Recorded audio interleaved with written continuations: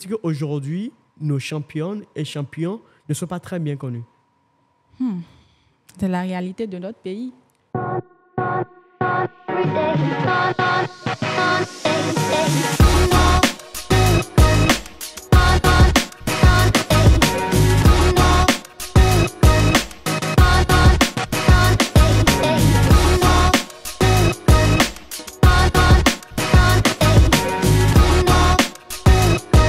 Enchanté, ici je suis avec Marie-Stella. Je ne vais pas déformer ton nom, donc je te laisse t'introduire. Vas-y. Okay. Je suis Marie-Stella Odulami, athlète béninoise internationale de karaté. Je suis ceinture noire premier dan, 6 fois championne de la région Ouest 3 et 2 fois championne de la région Ouest de Afrique toujours. J'ai une licence en histoire générale et je suis beaucoup plus passionnée par la diplomatie sportive, la contribution du sport au rayonnement international d'un pays. Intéressant. Ouest 3, Ouest 2, quelle est la différence? L'Afrique de l'Ouest, c'est l'Afrique de l'Ouest, non? Non. Non, ok. Ouest 3, Ouest zone 3, ça prend en compte 8 pays de l'Afrique de l'Ouest: Bénin, Togo, Côte d'Ivoire, Ghana, Sierra Leone, Côte d'Ivoire. Et Ouest 2, ça prend en compte 16 pays. Ok. Donc, Ouest 3, c'est en fait plus restreint que Ouest 2. Oui. Vous avez compris, hein? Moi, je ne sais pas. Oui. Ouest 3, c'est plus grand que Ouest 2. C'est plus restreint que Ouest 2, oui. C'est la fusion de la zone 2 et de la zone 3 qui a donné la région Ouest de Afrique. Ok. Et maintenant, est-ce que c'est dans l'UEMOA et tout ça ou oui. ça a quelque chose à voir avec l'UEMOA? C'est dans l'UEMOA. Ça regroupe les pays de l'Afrique de l'Ouest. Ok. Et maintenant, la différenciation entre ces deux, c'est fait comment? Est-ce que vous avez une historique? Bon, je n'ai pas trop une historique, mais c'est quand on a été au championnat de la zone, région 2, et à Bamako en 2020, qu'il y a eu la fusion de ces deux zones en une seule zone qui donne la région Ouest de Afrique. Ok, c'est un truc qu'il faudrait quand même informer parce que c'est la première fois que j'entends ça. Très bien. Écoutez, déjà, moi, j'ai été super impressionné par l'ensemble de vos médailles. Bon. Voilà, donc pour moi, c'était assez important. Qu'est-ce qui vous a amené vers les arts martiaux? Bon, au début, je suivais un documentaire qui se fait à la télé. Je voyais des gens qui étaient dans le kimono, qui faisaient du combat. Et j'ai mes parents qui étaient à côté de moi. Ma réaction les a tout de suite impressionnés. Et ma tante qui me demande, tu vas faire le karaté? Automatiquement, je lui ai dit oui, un mercredi soir. Le dimanche qui a suivi, elle m'accompagne au cours de karaté qui n'est pas du tout loin de chez moi, disons à 25 mètres de marche. Okay. C'est de là que j'ai eu à commencer les cours de karaté. Mais où est-ce que je trouve beaucoup plus ma motivation? Quand j'ai été en compétition pour la première fois, je me retrouve sur la plus haute des manches, médaille d'or. Ok, la première fois, c'était quelle année? La première fois, en 2012. 2012? Oui. Et la première fois, vous avez mis le dimanche, là, c'est un dimanche, oui. Quand vous avez mis pied sur un tapis, c'était quelle année? En 2012. Donc la première année? La première année. De formation? Non, pas la première année de formation. Disons 2 ans plus tard. Donc, en 2012, vous êtes allé compétir. Oui. Et avant la première fois, vous avez mis le pied sur un tapis de compétition. De compétition. Maintenant, et sur un tapis de formation, la première fois, c'était quand? En 2010. 2010. Donc, après 2 ans, vous avez pris pour votre première compétition une médaille d'or. Oui. Félicitations. Oui, merci. OK. Merci. Et vos parents n'étaient pas contre? Non, ils n'étaient pas contre. Par contre, quand je manque les entraînements, tout de suite, on me signale, on lance un coup d'appel au maître que je ne suis pas venue à l'entraînement. Mais qu'on ne sait pas ce que je fais à la maison.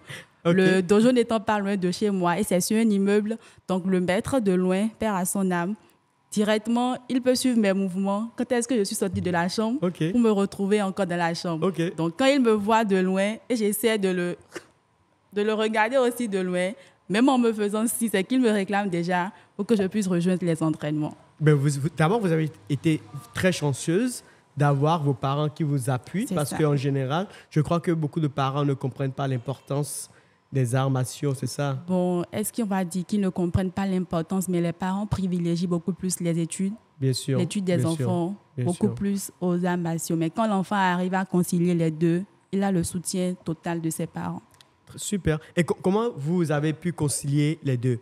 aussi bien les études, parce que là, vous êtes en licence. Oui, j'ai eu ma licence. Vous avez la licence en histoire générale. OK. Mais j'ai travaillé sur la contribution du sport au rayonnement international du Bénin. Super. Qui entre en cadre de la diplomatie sportive. OK. Et aujourd'hui, vous faites quoi dans la vie comme travail? Actuellement, je suis beaucoup plus activiste dans une organisation féministe, Filles en Nation, OK. et qui travaille pour l'empowerment des jeunes filles, le leadership, l'autonomisation. C'est ce que je peux dire. Super. Et 2010, première formation, 2012, première médaille et parcours de travail, médaille d'or. Oui. Maintenant, est-ce que vous pouvez me dire exactement combien de médailles vous avez eu au total? Bon, au niveau international, là j'ai le résumé parce qu'au niveau national, tout le temps je participe aux compétitions. Là, c'est immense, c'est beaucoup. Okay. Je ne peux pas avoir tout en tête. Mais au niveau international, je suis à 22 médailles d'or, 6 médailles d'argent et 7 médailles de bronze. OK, internationalement, Oui. 22 d'or. Oui, 6 argent. D'argent, ça fait 8. Oui, 7 bronzes. 7 bronzes, Oui. si je ne suis pas mauvais en mathématiques. Ça fait 30... Non. 36. 36. 36. Félicitations. Oui. Merci. Et aujourd'hui, à part les médailles, j'ai vu aussi que vous avez des trophées, vous avez des reconnaissances de gala. Vous pouvez nous en parler un peu? En 2017, j'ai été lauréate de la Nuit des champions organisée par le ministère des Sports. En 2018, pareil. En 2022, il y a eu l'édition 2019, 2021, 2022. J'ai été également nominée parmi les lauréates. OK. Et en fait, il y a un truc qui me choque. OK. Vous pouvez me dire un peu. Parce qu'en général, moi, si ce n'est pas coup de chance, je ne vous connaîtrais pas. Donc, je ne saurais pas qu'il y a une championne du nom de Marie-Stella. Mais comment se fait-il que tout le monde connaît les Govou, tous les joueurs sportifs, spécialement dans le football, mais pas quand même ceux qui nous apportent les médailles? Vous pouvez m'en parler un peu? Bon, déjà, vous avez dit spécialement dans le football. Le football, c'est un sport roi dans tous les pays. Le football est plus développé que les autres disciplines. Le karaté est une discipline, c'est un art martial. Il y a des talents, des champions, mais qui ne sont pas reconnus autant que les footballeurs, malheureusement.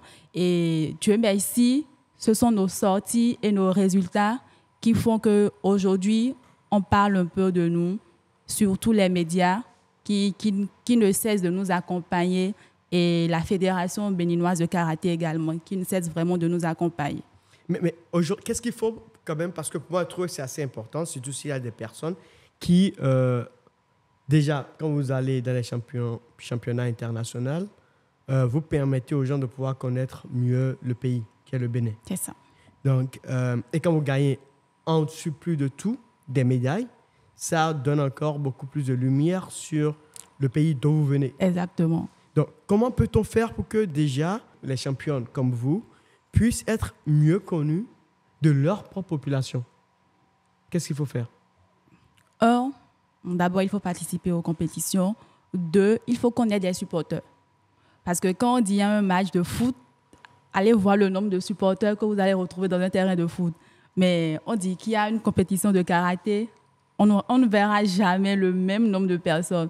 Donc, c'est à nous, je pourrais dire que c'est à nous de faire valoir notre art martial tel qu'on le fait, et qu'il y ait vraiment de supporters aussi qui pourront nous accompagner pour qu'on parle plus de leur discipline. Mais vu que déjà vous avez eu beaucoup d'expérience depuis 2010 jusque-là, ça fait quand même 14 ans Oui. d'expérience. Donc, sur ces 14 ans, quels sont les points clés sur lesquels vous trouvez que c'est assez important pour que cela soit l'État ou les personnes y travaillent pour quand même que vous ayez des supporters, pour ramener quand même le karaté à un niveau quand même assez important? Qu'est-ce qu'il faut faire? Alors, je peux déjà dire qu'il faut donner la même chance à toutes les disciplines. OK. Au même pied d'égalité que le foot. On commence OK. par là. Et tous les processus ou tout ce qui a été mis en place pour que le foot ait de développement, qu'on le fasse également aux autres disciplines qui apportent des résultats pour le Bénin. C'est ce qu'il va falloir faire d'abord. Aujourd'hui, bon, je ne maîtrise pas les chiffres. Est-ce que vous avez des idées, des pourcentages ou de ce qui est fait aujourd'hui pour le football? Je ne sais pas ce qui est fait sur le niveau basket. Si vous en connaissez, vous pouvez nous en parler. Là, je Et ne vais pas faire de l'amalgame, mais sûr. ce que je sais que le foot prend assez de subventions que nous. OK. Bon, ils nous parleront de clubs, de ligues, de divisions. Sans oublier que le karaté, quand on doit sortir avec une équipe, on dépasse 24. OK. Parce on va prendre cadet, des deux côtés, filles et garçons. OK. En cadet, il y a des sous-catégories de poids. Mhm. Après cadet, on a junior. C'est parce que j'ai commencé par cadet. Avant cadet, il y a des catégories. OK. On dit minime, pupitre, benjamin, cadet. OK. Donc cadet, c'est 13-14 ans. Mhm. Junior, pardon, cadet, 14-15 ans. Junior, 16-17 ans. Et dans junior, on a encore des sous-catégories de poids. OK, intéressant. Il faut en avoir des deux côtés. Garçon, fille, garçon. Mhm. Quand on prend senior, dame, il y a des sous-catégories de poids. Senior dame, je donne un exemple. Il y a moins de 50 kilos, moins de 55 kilos, moins de 61 kilos, moins de 68 kilos et plus de 68 kilos. Ah ouais, vous mobilisez beaucoup d'athlètes, au fait, en général. C'est ça. OK. Donc, si on doit vraiment faire déplacer une équipe de karaté comme il le faut, on dépasse l'équipe de foot. OK, un nombre de personnes donc, participant c'est ça. directement à la compétition. Directement. OK. Donc, il ne faudrait pas qu'on se dise les sports individuels n'ont pas d'effectifs, ne sont pas collectifs. Non. Non.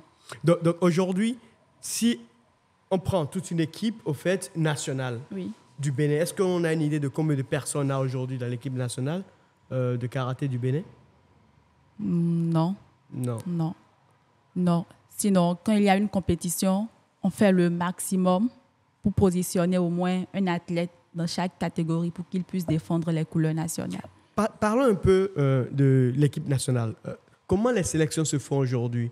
Bon, très souvent, on a l'habitude, je ne sais pas comment ça se passe dans le foot. Je sais quand même que dans le foot, on a quand même pas mal de personnes et ils viennent tous des différents clubs et après, ils sont sélectionnés d'une manière ou d'une autre. Maintenant, pour le karaté et les arts martiaux, je sais que d'après mes petites recherches et des informations que j'ai eues, dans beaucoup de pays, il y a différentes ligues de départements, différents clubs, et les clubs font des compétitions entre eux, et les meilleurs de ces meilleurs font des compétitions entre eux pour pouvoir déterminer les professionnels qui représentent l'équipe nationale. Donc, comment c'est fait en général au Bénin? Comme vous l'aviez dit, ce sont les meilleurs qui se retrouvent à l'équipe nationale. Parce qu'on ne peut pas amener quelqu'un en compétition s'il n'a pas le minimum du maximum. OK. Il n'ira pas faire piètre figure, mais il y va vraiment pour décrocher une médaille pour le Bénin. OK. Donc, à l'équipe nationale, c'est rien que les meilleurs, la crème des catégories. OK. Et ça, on les retrouve beaucoup plus au niveau des compétitions. Parce que c'est à force d'organiser des compétitions qu'on retrouve les premiers, deuxièmes, troisièmes. Au fur et à mesure, on se dit, on a fait telle compétition, voici les 3 premiers. Il y a encore une autre compétition, voici les 3 premiers. Et après ça, on fait un regroupement où on travaille sur longue durée. On fait encore des mini-compétitions pour pouvoir faire sortir les meilleurs. Et c'est vraiment les meilleurs des meilleurs. Mais c'est intéressant. Est-ce qu'aujourd'hui, l'équipe nationale a des sponsors hors que l'État? Bon, là, je ne saurais le dire. Je ne saurais vraiment le dire.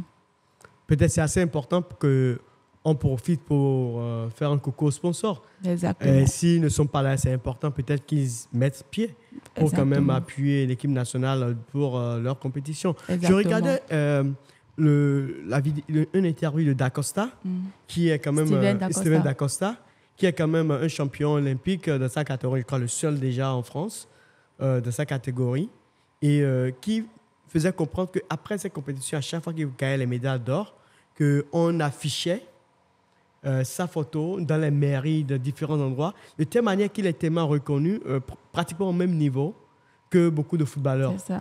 Mais comment se fait qu'aujourd'hui, nos championnes et champions ne sont pas très bien connus? C'est la réalité de notre pays. Et qu'est-ce qu'il faut faire? En fait, le plus important, je suis sûr qu'à un moment donné, cette vidéo, j'espère que les personnes pouvant aider le sport ou pouvant aider les champions et championnes à être mieux connus C'est ça. seront quand même, auront la chance de voir ce type de vidéo. Donc, pour moi, c'est assez important de savoir qu'est-ce que ces personnes doivent faire ou bien qu'est-ce qu'il faut changer dans notre habitude et dans notre comportement. Qu'est-ce qu'il faut changer? Bon, quand on sort pour aller en compétition, on ne revient pas, bredouille. On revient forcément avec un résultat. Et qu'est-ce qu'il faut faire? Il faut toujours encourager le résultat qu'on a pour avoir un résultat plus meilleur que le résultat passé. Donc, il faut surtout le soutien financier et technique. OK. Donc, beaucoup de soutien financier. Oui. Et quels sont maintenant les soutiens techniques? Si on a du sponsor qui peut nous produire, qui peut nous faire un don d'équipement, c'est déjà technique. OK. Karaté-gi, équipement, ce qu'il faut pour l'athlète, Oui. déjà technique. OK. Une question. Quand vous allez dans la compétition, est-ce qu'il arrive que vous ayez des chocs, des problèmes musculaires de santé? Ça arrive de temps en temps? Oui, ça arrive. Très souvent ou Très souvent, mais pas tout le temps. Okay. Pas tout le temps. Quand ça arrive, ça dépend oui. du combat que tu as fait. OK. Et quand tu arrives, quand ça arrive, comment vous arrivez comment vous vous soignez? Non, sur place, en compétition, il y a une équipe médicale qui est là. Okay. On se rapproche de l'équipe médicale.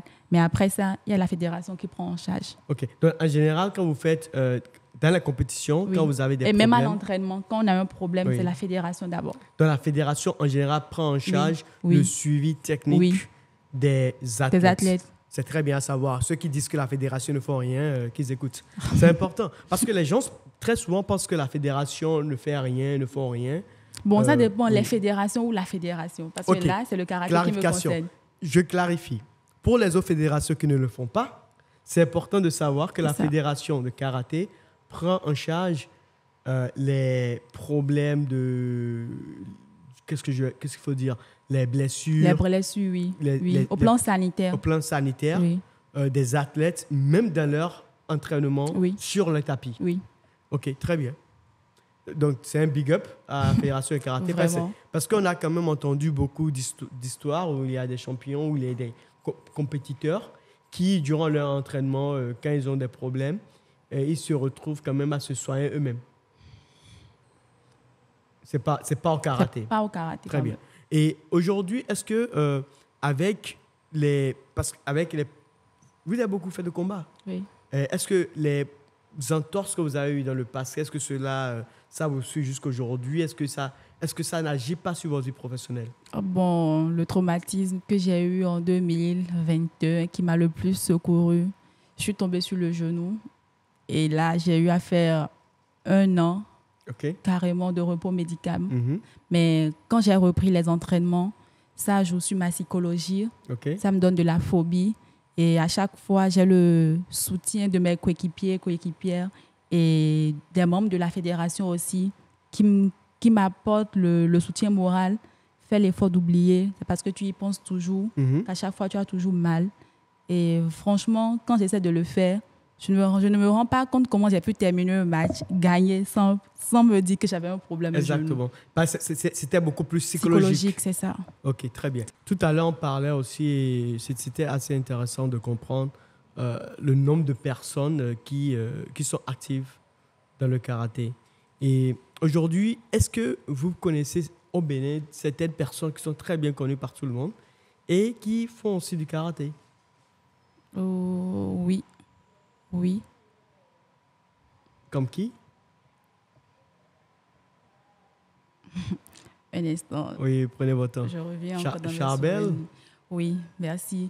Monsieur Charbel Ayou, il est journaliste sur Golf TV. OK. Oui. Okay.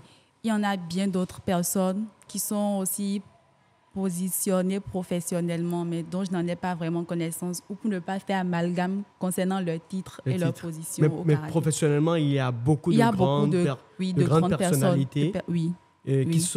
qui sont reconnus par beaucoup de personnes, mais et beaucoup de personnes ne savent pas que ces personnes sont des pratiquants Du karaté. du karaté. C'est à cause de l'humilité, on ne dit pas quand on est pratiquant en C'est général, ça, c'est ça? c'est ça. Je crois qu'il faudrait commencer par dire qu'on est pratiquant. C'est parce que les gens ne savent pas, au fait, l'importance. Moi, je l'ai caché pendant longtemps. Ah bon? Pendant combien d'années? Jusqu'en première, personne ne savait que je fais du karaté. En 2010, vous avez quel âge en 2010? J'avais 10 ans, 10 ans. oui. Et en première, vous avez approximativement quel âge? 15 ans. 15 ans. Donc c'est qu'après 5 ans de pratique que les gens ont su. Oui, c'est pas. C'est quand je vais en Oui. compétition que je Ok. demande l'autorisation à l'école. Ok. Et mes amis dans mon groupe, je leur dis, je vais manquer les cours pendant tel jour. Pourquoi? C'est parce que je vais en compétition, je voyage. Ok. Et c'est tout. Et donc, entre-temps, vous voyagez, vous ne dites pas pour quelle raison. Pour quelle raison? Ok. Même pour certains, c'est en 2023 qu'ils ont su que je pratique du karaté ou en 2022. C'est vraiment récent pour d'autres personnes qui ont fait de longs cursus scolaires avec moi, mais qui n'ont jamais su que je fais du karaté. Parce qu'en général, on se dit, celui qui fait du karaté, quand tout le monde sait qu'il fait du karaté, c'est comme si il se prenait, c'est ça? Ou vous préférez garder... Au Oui, contraire, celui qui fait du karaté, il est humble, il est effacé et très discret. On exactement. ne le remarque pas. Exactement. Et parlez-moi un peu de la psychologie du karatéka. Quand on fait du karaté en général, est-ce que vous êtes du style, je ne vais pas dire agressif, Bon, pas oui. trop chaud, pas trop froid. Pas trop chaud, pas trop froid, On neutre. neutre. Ok. On se reconditionne en fonction de l'environnement. Ok. Où on Et- essaie de s'adapter à l'environnement dans lequel on est. ok. Donc, vous êtes beaucoup plus adaptable. Oui, O- on ok, est adaptable. Intéressant. Et en général, ceux qui font du karaté, bon, comme vous l'avez dit, il y a beaucoup de célébrités, oui, beaucoup de personnes. Par exemple, il y a pas mal je vais dire, d'hommes politiques très bien connus qui font du karaté. Mm. Et ces personnes, qu'est-ce que vous pouvez dire que le karaté leur a apporté dans leur vie professionnelle? c'est ça. Le karaté te rend humble, l'acceptation de l'autre. Tu as la confiance de toi-même, l'estime de soi et on a de la concentration. On essaie de s'adapter à toutes les situations. Bien sûr. Oui, C'est comme l'autre fois, je regardais un peu le kata du karaté.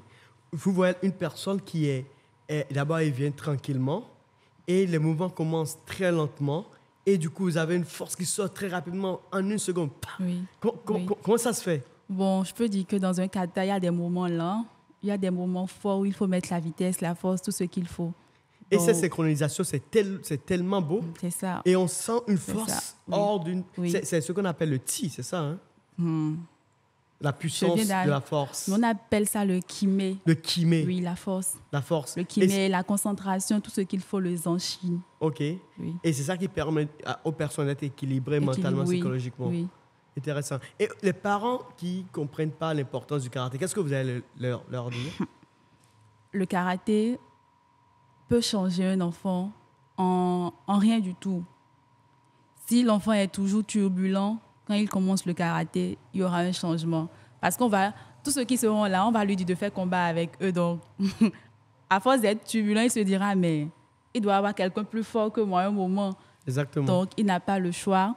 Et pour un enfant qui est très calme, on essaie de l'adapter à ce qu'il ne soit pas trop très calme. Mais il faut être calme quand il le faut, mais il ne faut pas être calme quand il ne le faut pas. OK. Donc, au fait, pour un enfant réservé qui ne parle pas, il est obligé de socialiser. C'est ça, de socialiser. Donc, il rentre dans la communauté, Oui. il est obligé de travailler avec Oui. les autres, Et- il est obligé de travailler aussi en équipe. Oui. Et un enfant qui fait du karaté, il doit être brillant. OK. Ou il est brillant carrément. Ok. Moi, je fais le karaté, je suis toujours à l'étude, mais je n'ai pas été fainéante. Et nos athlètes aussi le prouvent. Ils sont brillants au karaté, ils sont aussi brillants à l'école. Voilà, en effet, en fait, c'est ça en fait, la beauté du karaté. Beaucoup de personnes ne comprennent pas que quand une personne, d'abord, pour se concentrer, même pour aller sur un dojo, c'est beaucoup de travail émotionnel C'est ça. et psychologique. Parfois, il faut se dépasser. C'est ça. Des fois, le corps a envie, mais la tête ne répond pas. Exactement. Des fois, la tête a envie, mais le corps ne répond pas. Donc, tu es obligé de trouver une partie de toi qui surmonte l'autre C'est ça, partie c'est pour ça. pouvoir être présent. Mais des fois, quand le corps et la tête disent non, il vaut mieux faire non, Non. pour ne pas avoir de blessure là-bas. En effet, C'est en ça. effet. Mais c'est aussi bien. Donc, tantôt, vous avez dit, quand un enfant est turbulent, quand il arrive sur un tapis de karaté, qu'il est confronté à d'autres personnes peut-être plus fortes que lui, ou il voit des personnes qui sont plus fortes que lui, et ça l'apaise parce qu'il se dit qu'il n'est pas le plus fort. C'est ça, il y a quelqu'un plus fort que moi. Que moi, ok. Et en rien du tout, pendant un exercice de karaté, tu te dis tu es le plus fort, tu vas tout de suite te faire casser les membres sans le savoir. Mais vous ne cassez pas les membres aux enfants? Non. Ok, d'accord. Non, pas du tout. Pas du tout. Et là, est-ce que aussi vous avez, parce que c'est quand même de la discipline, et en général, la discipline, ça veut dire que l'enfant il est censé faire des mouvements obligatoires. C'est ça. Il vient, même s'il ne veut pas le faire, vous le forcez à le faire d'une manière quand même disciplinée. Et est-ce que l'ensemble de ces choses ont changé quelque chose en vous durant votre début de karaté? Beaucoup de choses. Le karaté, c'est l'art de combattre, pardon. Mais le karaté do va au-delà de l'art de combattre. Okay. C'est toute une discipline. C'est de l'art. Et là, maintenant, agissent les facteurs ou les aspects qui permettent l'insertion dans la vie socio-professionnelle. Où on parle d'humilité, d'estime de soi, le respect, la ponctualité, l'acceptation de l'autre et tout ce qu'il faut. Qu'est-ce que le karaté a changé en moi? Aujourd'hui, je défends le pays à l'international. 2, je voyage toujours grâce au karaté et par le fruit de mes résultats. Je ne voyage pas parce qu'il faut voyager, mais c'est parce qu'on sait que je suis capable de représenter vaillamment le pays que je voyage. Le karaté aussi m'apporte des opportunités auxquelles je ne m'y attendais pas du tout. Aujourd'hui, je suis sélectionnée parmi les 16 Africains dans le programme Younous Sport Hub, incubateur Paris 2024, dans les préparatifs des Jeux Olympiques. Il n'y a que 16 Africains au total en Afrique. Oui, et nous sommes 2 Béninoises mais félicitations. Qui ont été retenues. Donc, c'est un programme qui accompagne les entrepreneurs qui ont des projets à impact social sportif. Ok, intéressant. Je crois que ce sont des choses que les personnes ne savent pas. et c'est important qu'on fasse comprendre quand même qu'on a du talent au Bénin. Des personnes qui ne sont pas connues, mais peut-être que la prochaine affiche de FIFA, sur l'eau, il aurait votre image. Vraiment. En fait, dès qu'on commence par transcender la réalité et exposer nos artistes qui font la publicité du pays à l'extérieur sur des effets graphiques et de la promotion avec les grandes marques que nous avons aujourd'hui et beaucoup de marques qui s'implantent au Bénin, c'est important qu'on commence à faire la promotion des artistes comme vous. C'est ça. Et je fais partie de la cohorte 3, je dirais, avec ma coéquipière ou ma binôme et Yasmine Makou. Elle est footballeuse. On est toutes dans le même projet. Par rapport à la promo 2, il y avait Romance Vinancon. Elle a été volleyeuse et actuellement, elle est promotrice d'une plateforme Footeuse Plus Africa qui fait la promotion du sport féminin. Intéressant. Et bien avant elle, il y a Isabelle Chakoubou, la basketteuse, qui évolue actuellement en France.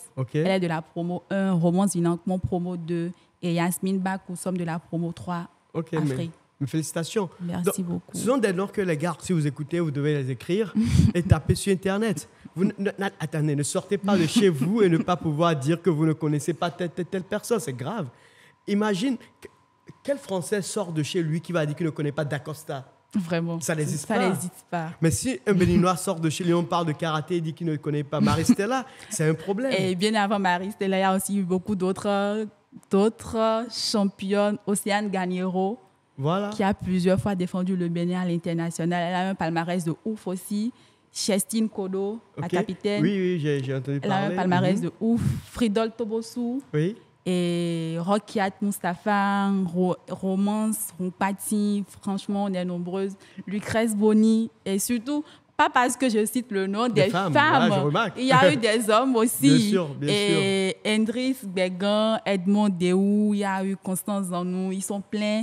Chosme Lokosu, Boko Jodi, Padonou Martial, ils sont vraiment pleins. Je dois qu'on doit vous célébrer. La célébration, bon, je rappelle, c'est un très bon geste déjà de l'État que j'apprécie. Cette célébration de gala qui a été faite la dernière fois, c'est fin d'année dernière. Oui, en décembre, le 8 décembre 2023. C'est un truc très bien. Mais je crois que la célébration ne s'arrête pas à une activité par an. Ça doit continuer sur les actions, pas que fasse uniquement l'État. Les compagnies privées doivent commencer par faire cette promotion. Et moi, j'insiste. Moi, je ne suis pas prêt à payer chaque fois des gadgets sur lesquels je trouve des joueurs internationaux et par les joueurs béninois. Donc, c'est important qu'on fasse cette promotion de telle manière que sur les gadgets, ou même sur les cahiers qu'on vend ici. Oui. Je me souvenais quand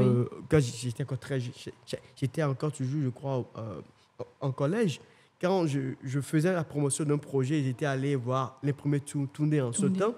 Et je disais, bon, mon pas pris au sérieux, j'étais très, très, très petit. Je dis, mais pourquoi ne mettons pas plutôt les photos des artistes béninois ou des athlètes aussi de la promotion. Exactement. On contribue au développement aussi de notre pays comme ça. Ou des athlètes sur les gadgets. Je crois que prochainement, ça va devenir une loi. Peut-être, je ne sais pas qui sera le PR après, mais quand même, c'est important que le PR ou l'État fasse la promotion, même si c'est des tax-free pour certaines compagnies, pour qu'ils puissent mettre les photos des artistes comme vous sur les gadgets qu'ils vendent, ou sur les produits qu'ils vendent. Vraiment. Par exemple, si tu fais la promotion du riz, si tu produis du riz, sur le paquet du riz, on peut sélectionner certains athlètes martiaux, comme elle là, et après on dira, voilà, c'est qui elle fait de karaté, c'est qui elle fait tel art martiaux. Donc c'est assez important. Je crois qu'ils ont compris. Hein. Ils ont compris. Okay. Maintenant, c'est aussi intéressant de voir qu'aujourd'hui, le karaté a beaucoup évolué sur le plan mondial. Mais dites-moi, est-ce que vous pouvez me dire un peu, pas uniquement sur le plan mondial, mais aussi au Bénin, est-ce que vous pouvez me dire quel est l'avantage ou la différence du karaté et des autres arts martiaux? Je disais tantôt que le karaté veut dire main nue. Travailler avec les âmes du corps, les âmes naturelles du corps, les membres inférieurs et les membres supérieurs. Tout le corps constitue des âmes avec lesquelles on peut travailler. Nous, on ne travaille pas avec des sabliers, on dit, ou des sables. Non, non. Mais tout ce qui constitue notre corps est une arme naturelle avec laquelle on peut combattre. Très bien. Et par exemple, bon, j'ai reçu un message. On m'a demandé, est-ce que vous connaissez ce qu'on appelle le Shotokan? Et c'est important de faire comprendre aux gens que le Shotokan, c'est une partie du karaté. Oui. Donc, et c'est au Shotokan qu'on travaille très, très bas. OK. C'est un style du karaté dans lequel il faut travailler vraiment bas. C'est ça qui fait la beauté de notre style. Et ça, on le retrouve beaucoup dans les katas, c'est ça? Exactement, beaucoup plus dans les katas. Donc, quand quelqu'un qui fait du kata Shotokan se présente avec quelqu'un qui fait du kata Shito-ryu, il y a une nette différence. Le karatéka qui fait du Shotokan est bas, il travaille vraiment bas. Les positions sont précises, on voit ce qu'il est en train de faire. OK. Il y a karaté, mais karaté, c'est toujours le même Shotokan. Et tout à l'heure, vous avez dit il y a le Shito-ryu, il y a le Wado-ryu, il y a le Goju-ryu. Ce sont des styles du karaté. Au total, on a combien de styles au total? Donc, aujourd'hui, vu l'évolution du karaté, beaucoup de personnes ne comprennent pas que le karaté contient beaucoup de styles. D'autres, parfois, prêtent à confusion le Shotokan comme une art séparée du karaté. Vous pouvez donner une clarification dans ce sens? Le Shotokan est un style du karaté et le karaté a 13 styles.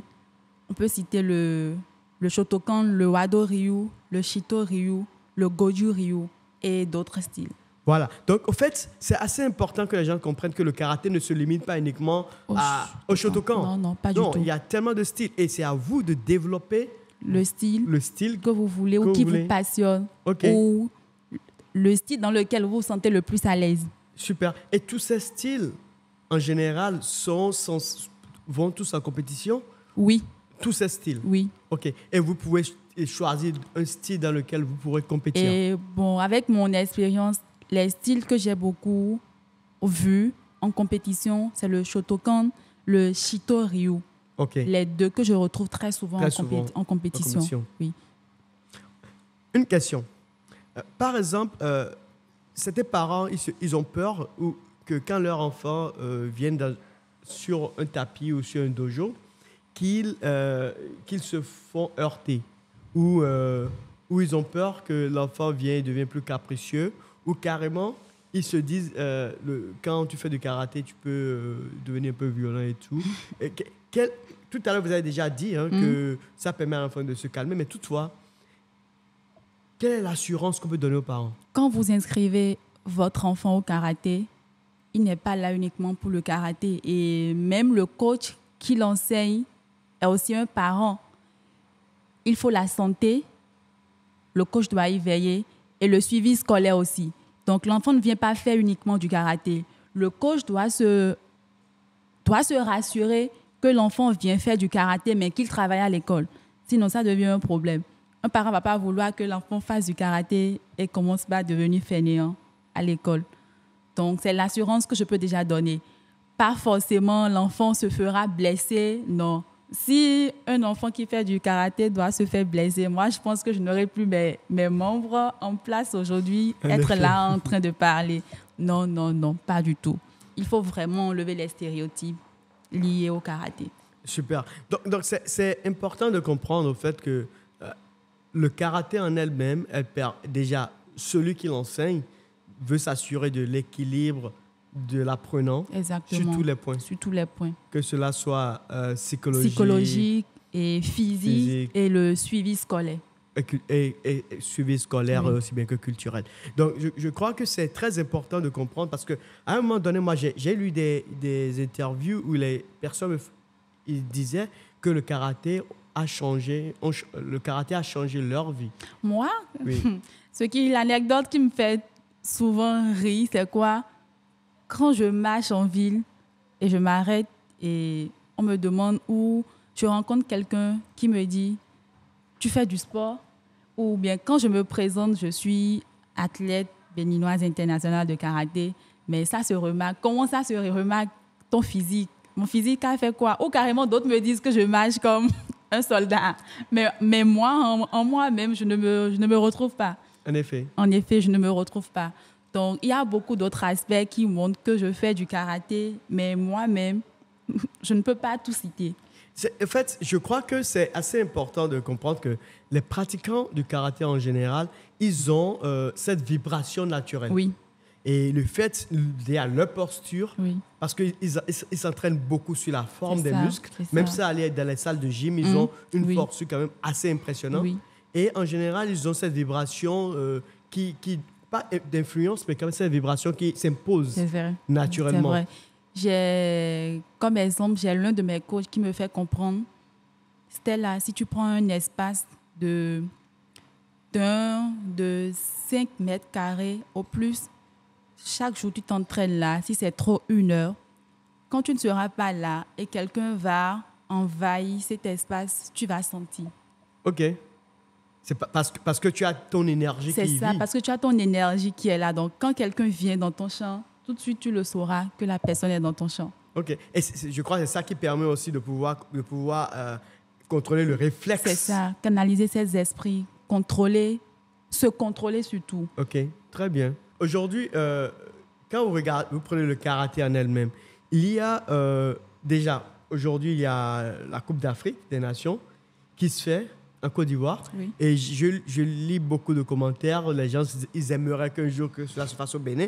Je le veux aussi bien, mais quand même, c'est important de rappeler aux personnes qu'on a eu la chance d'avoir... le championnat d'Afrique de karaté en 2008. Au Bénin. Au Bénin, à Cotonou, avec la participation de 394 compétiteurs. Donc, imaginez 394 personnes. Oui. En 2008. En 2008. Aujourd'hui, franchement, le karaté a totalement développé. Donc, normalement, si on organisait, on a déjà eu la chance de le faire une fois. Oui. Si on le refusait, au lieu de 300 et quelques personnes, on aura près de milliers de personnes. Ce qui peut booster aussi notre côté culturel. Exactement. Et même l'enrichissement du tissu social. Exactement. Parce qu'il y aura même la promotion du tourisme. Oui. Si on organise le championnat d'Afrique, tous les compétiteurs ou tous les pays doivent forcément visiter l'Amazone, qui dépasse la Tour Eiffel aujourd'hui. Ça, c'est sûr. Ou qui est un lieu attractif.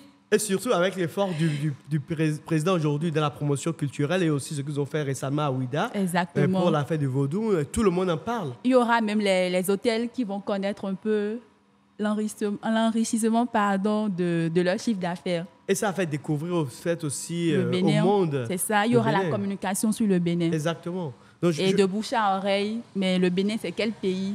Pour un rien du tout, beaucoup vont s'intéresser au Bénin parce que les médias vont en parler. Ça, c'est sûr. Ça entre déjà dans le cadre de la diplomatie sportive dont je parlais depuis. Voilà, tu fais ton boulot, ne le faisons pas. Je crois que le meilleur boulot, c'est ce que tu fais ce que tu fais, ça va que tu le fais. Tu le fais avec amour et plaisir. Et je crois que le karaté nous amène quand même à ce point de focalisation où on peut avoir la chance de mélanger l'amour de ce qu'on fait et aussi pouvoir partager des connaissances à des personnes sans vouloir forcément le faire. Et cette organisation qui a été faite, ou cette compétition qui a été faite en 2008, c'était combien de pays au total? 24 pays au total. 24 pays d'Afrique. D'Afrique. Au Bénin. On a 54, 55 pays au total. 54, donc on n'est pas loin de la moitié. Non, pas loin. Donc du coup, on a eu déjà la moitié de l'Afrique au Bénin grâce au karaté. Et je crois que si on continue la promotion, il faudrait qu'on en fasse, qu'on puisse avoir pas uniquement des compétitions internationales, mais des compétitions nationales. Parce qu'aujourd'hui, je sais qu'il y a des compétitions entre clubs, mais pourquoi pas organiser aussi des compétitions entre écoles ou entre universités à chaque fin d'année pour promouvoir le karaté. Parce qu'aujourd'hui, il y a les sportifs ou les footballeurs, ils font des compétitions pour le club, aussi bien que des compétitions pour leur pays. Et aujourd'hui, il y a aussi des compétitions de basket. Oui, mais sur ce point, je crois qu'il y avait les classes sportives et parmi les disciplines sportives, des classes sportives, il y avait le karaté aussi. Bon, mais depuis 2 ans, je dirais, le karaté n'est plus enseigné. Donc, si le karaté y était toujours, je crois qu'on peut penser faire des compétitions inter-universités, inter-collèges, comme ils le font pour les autres disciplines sportives. Quelles sont les raisons pour lesquelles le karaté n'est plus enseigné? Non, je n'en ai vraiment pas connaissance. Et c'était un truc qui était impliqué par l'État ou l'État qui imposait? Pas l'État. C'était on obligé? enseigne le karaté dans les classes sportives. Dans les classes sportives, oui. Mais pas c'est forcément... pas uniquement le karaté. Il y a d'autres disciplines. Il y avait le foot, l'athlétisme. Je crois qu'il y a le basket et le volley. OK, dans les classes sportives. Oui. OK. Mais le karaté n'y est plus. Mais est-ce qu'aujourd'hui, si les écoles décidaient d'avoir des clubs de karaté, est-ce que c'est anti-loi? Est-ce que c'est permis ou pas permis? C'est pas anti-loi. Mais c'est normal. C'est normal. Donc aujourd'hui, c'est toujours possible que les écoles, ils ont leur club de karaté. Oui. Et le club de karaté, à la fin d'année, peut aussi aller compétir. Oui, c'est toujours possible. Toujours possible. Oui, c'est toujours possible. Il faut juste se référer à l'organisation festière, qui est la Fédération béninoise. Exactement. Coordonner le projet avec la fédération pour que ça soit vraiment... que ça ne soit pas un projet sans la fédération, pour qu'il y ait de renom, pour que l'événement ait vraiment de renom. En effet, intéressant. Tout à l'heure, j'ai vu sur un de vos... je crois que c'est un de vos trophées, Isocel 15. Vous pouvez m'en parler un peu? Isocel, c'est quand même une compagnie très bien connue ici, qui fournit l'Internet à tout le monde. Oui. Et je fais un bref résumé de ce trophée. Trophée Best Sport Person de l'année 2023. Open Conscience Award, c'est une organisation de Précieuse Nadi. Elle est chroniqueuse sur RFI. Donc, elle a son organisation non gouvernementale, Open Conscience. Elle a initié un projet en 2022 qui est la célébration des talents qui sont oubliés dans certains domaines et surtout les plus jeunes. Il y a 10 domaines au total, ou 10 catégories au total. Best Sportman, Best Sportwoman, Best Activist, Best Freelancer, Best Digital Entrepreneur, Best Wealth Creator, Best Ambassador et 3 autres catégories que j'ignore le nom. Donc, l'année passée, elle a fait l'appel à candidature dans lequel il faut remplir un formulaire et dire ce qui t'a motivé à t'inscrire pour l'événement. OK. Donc, il y a eu des membres du jury qui ont été mis en place. Premièrement, il y a eu la présélection où il faut 3 personnes par catégorie. OK. Là, je parle de 2022. C'est uniquement pour le Bénin? C'est uniquement pour le Bénin. Okay. Elle pense l'ouvrir pour les pays aussi de la sous-région. OK. Et en 2022, j'ai postulé à ça. J'étais sur la même liste que Noélie Arrigo OK. et Florine. Qui est Lorena Rigo? Et l'athlète internationale. Elle fait de l'athlétisme. OK. Ah, Elle, oui, la Lorena, sprinteuse. la sprinteuse, je vois Oui. à qui vous parlez. La sprinteuse. Je la connais, OK? Et je suis la même liste que Floriane Ameyonglo. Elle est volleyeuse. OK. Je crois que récemment, elle a signé un contrat avec un club de Dubaï. OK, super. Je l'ai lu dans les journaux, si je ne fais pas de l'amalgame. Donc, à la soirée de distinction, il fallait plancher devant les membres du jury avec son speech. Oui. Les membres du jury te posent des questions. Tu as top chrono 1 minute pour répondre. OK. Et l'année passée, j'ai été une candidate malheureuse, même si je n'avais pas gagné. Mais ma victoire, c'est de me retrouver sur la même liste que des grandes personnalités sportives. Oui. Mais le jour de la soirée, Noélie Arrigo ne s'est plus fait représenter. Mais par contre, c'est Clément Loco qui s'est retrouvé sur la liste des 3 finalistes. OK. Et c'est lui qui a remporté le trophée de l'année passée. OK. Best Sport Person. OK. Donc, cette année, Précieuse Nadi a encore repris son projet de célébration. J'ai postulé à la dernière minute. OK, c'est trop Et tard. c'est parce que j'ai lu, elle faisait comprendre que ceux qui avaient déjà postulé l'année passée et qui ont été des candidats ou candidates malheureux ou malheureuses peuvent encore postuler. OK. Et franchement, là, j'ai postulé à la dernière minute. Dernière minute.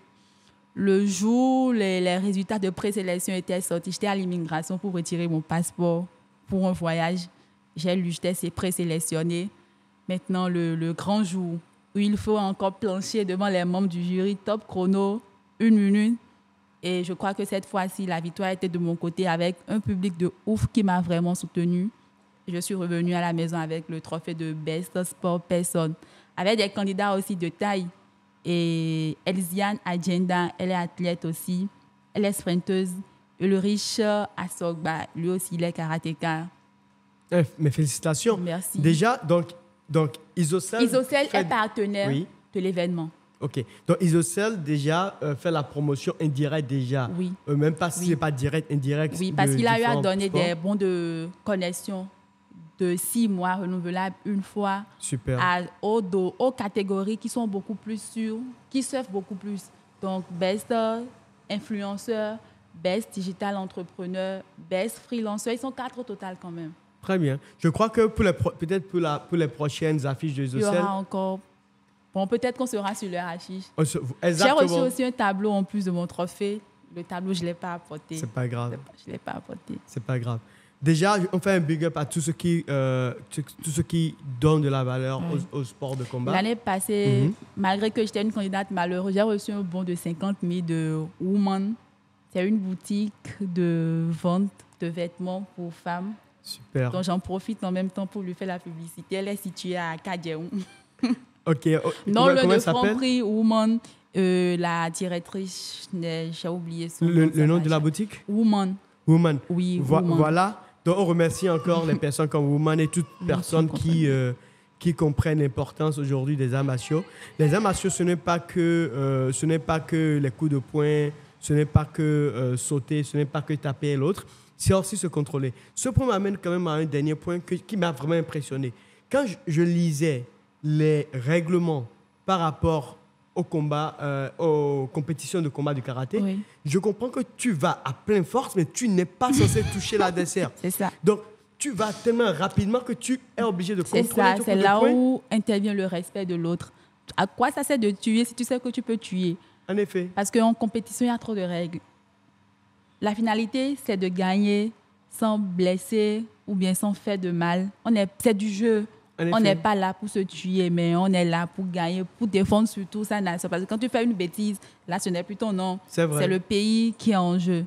Donc, il faut prendre en compte ce que dit le règlement. Tu y vas avec force, avec vitesse, avec tout ce qu'il faut, mais à l'impact, tu te retires très vite. Donc, imaginez quelqu'un qui vous attaque et un coup fatal. Il peut vous toucher, mais tu contrôles ton point à la dernière minute. Exactement. C'est une psychologie très forte. Vraiment très, très Si forte. vous ne savez pas, vous le connaissez. Ça, c'est le karaté. Merci encore.